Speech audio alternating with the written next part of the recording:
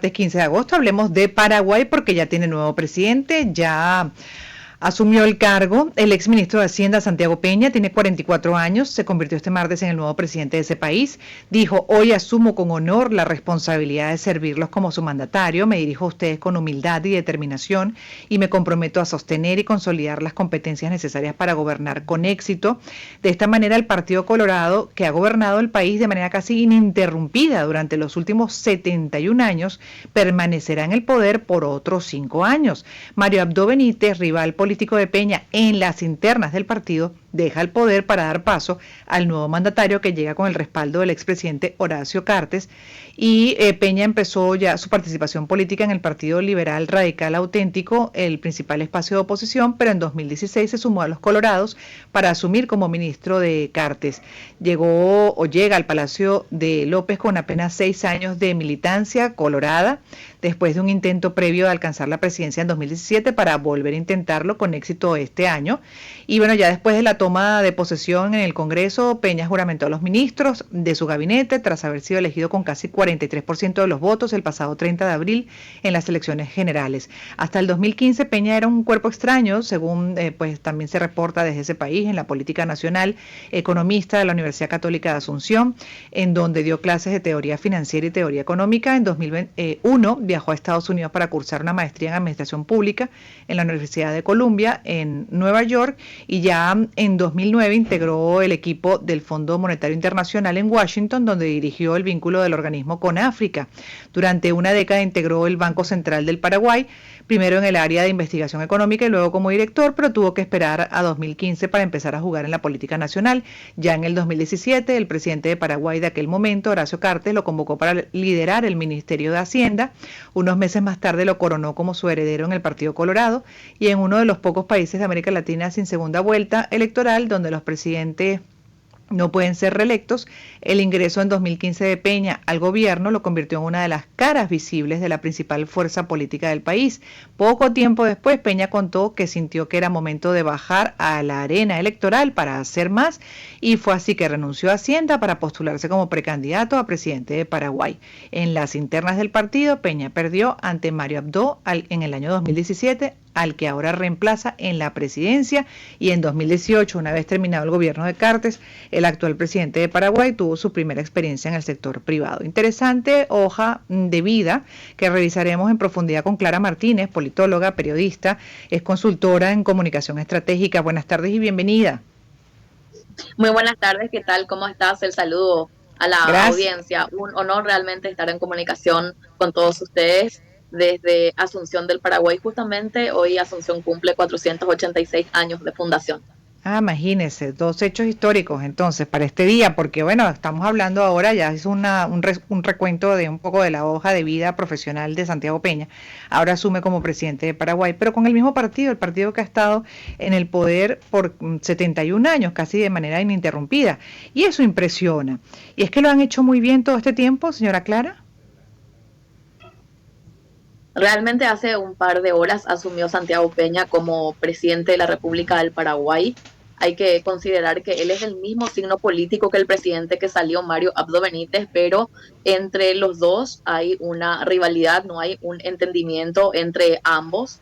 Ya. Hace más de 70 años que el Partido Colorado está en el poder aquí en el Paraguay. En los últimos comicios, la oposición realmente no trabajó bien, la oposición estuvo totalmente fragmentada, entonces por supuesto que esta situación también ayudó para que el partido de gobierno se consolide y permanezca en el poder. Considero que esto fue más bien producto de la falta de entendimiento entre los principales referentes políticos de la oposición. Además, hay que considerar que en los comicios pasados el partido de oposición trató de hacer una alianza, pero la figura que ellos tenían no era muy potable, era Efraín Alegre, que tuvo un alto rechazo aquí en nuestro país. Entonces considero que Eso el ayudó. Partido Colorado es un partido hegemónico y bueno, supo aprovechar también la coyuntura que estaba atravesando la oposición para poder hacer una campaña intensa y por supuesto seguir en el poder. El poder que ahora que se espera de parte de este nuevo presidente, por ejemplo, Santiago Peña, que esperan del Partido Colorado y de él para estos próximos años.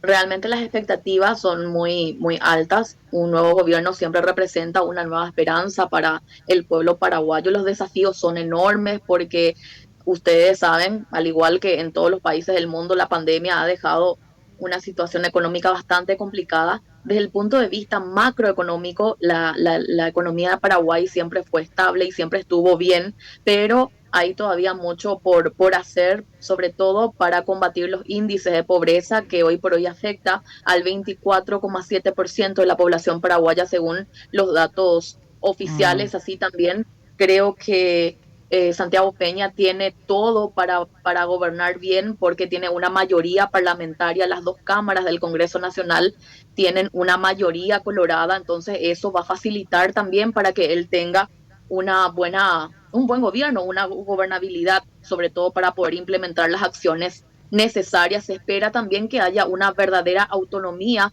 por parte del presidente Santiago Peña porque se le vincula mucho con el expresidente Horacio Cartes, entonces se espera que él pueda desarrollar su liderazgo y pueda tomar las decisiones con total autonomía. Él en su discurso, cuando habló esta ujú. mañana, emitió un discurso bastante contundente, sobre todo hizo énfasis a que va a ser un presidente transparente, honesto, que va a combatir fuertemente la corrupción. También pidió a sus ministros que hagan acciones a favor del pueblo paraguayo. Él dice que no va a estar tolerando equivocaciones por parte de los ministros y también emitió un mensaje al Mercosur. Él espera que el Mercosur esté más unido porque hay que considerar que actualmente el Mercosur es un bloque que está, Sí, digamos, tibio, entonces él solicitó que debilitado. haya un Mercosur unido y que puedan avanzar los pueblos juntos.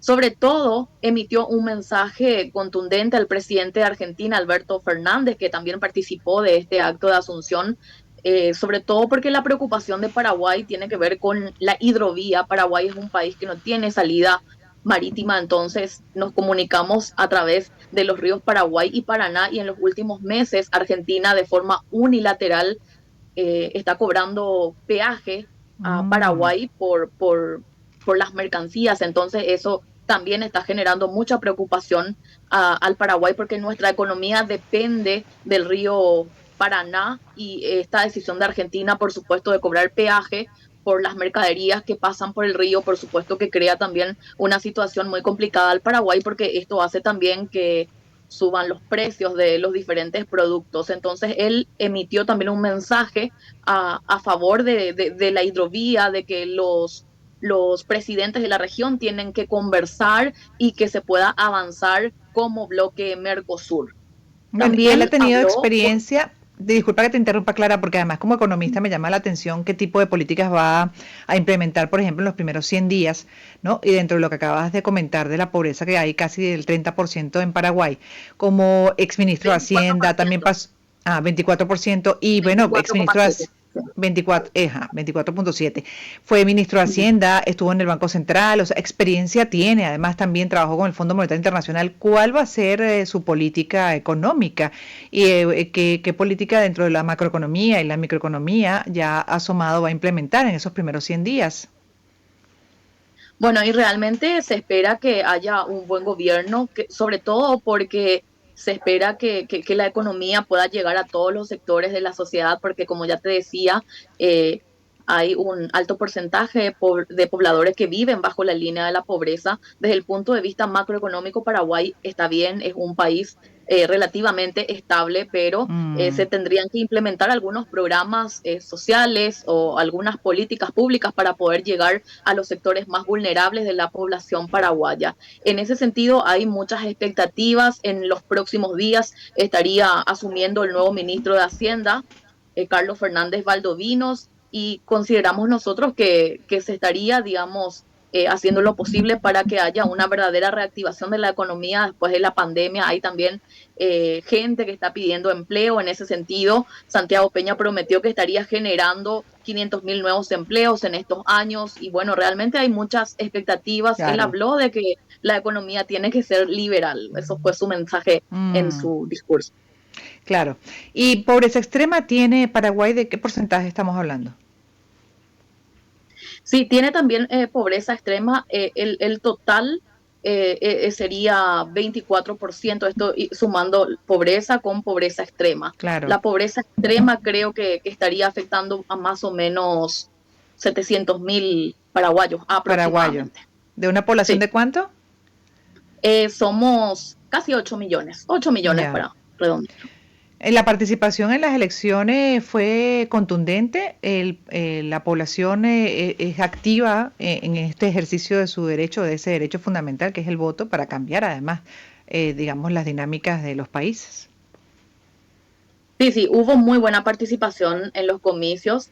Realmente las expectativas eran bajas porque al principio como que se sentía que había mucha apatía, sin embargo hubo un nivel de participación elevado o aceptable, fue más o menos del 62%. Sí, Eh, elevado.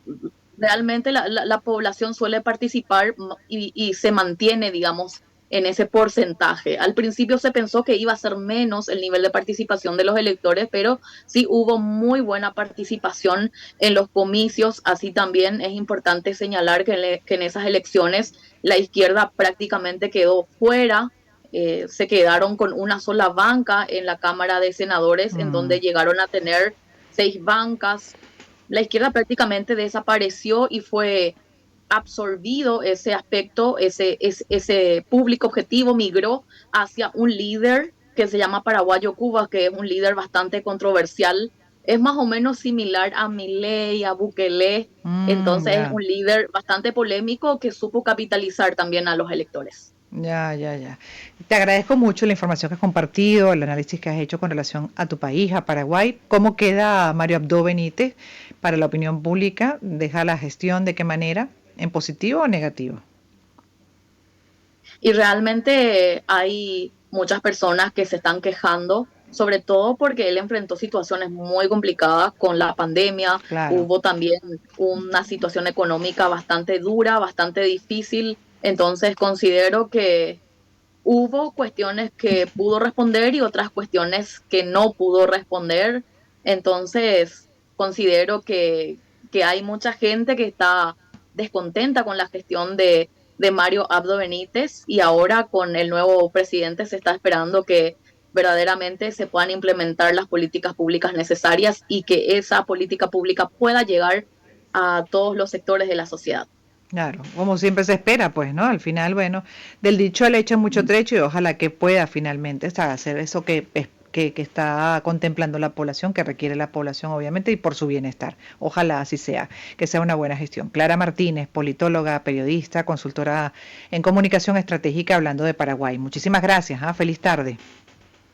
Muchas Me gracias to a ustedes, un abrazo. un abrazo. Me toca hacer una pausa musical y en breve volveremos. Es Gladys en Éxitos hasta las 5 de la tarde.